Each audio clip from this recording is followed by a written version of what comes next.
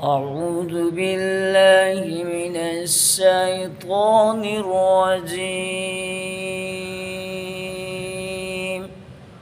بسم الله الرحمن الرحيم.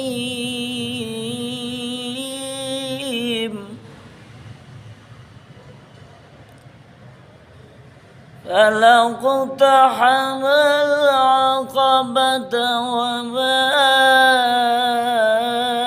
أدراك ما العقبة فك رقبة أو إطعام في يوم ذي مسغبة يتيما ذا مقربة أو مسكينا ذا متربة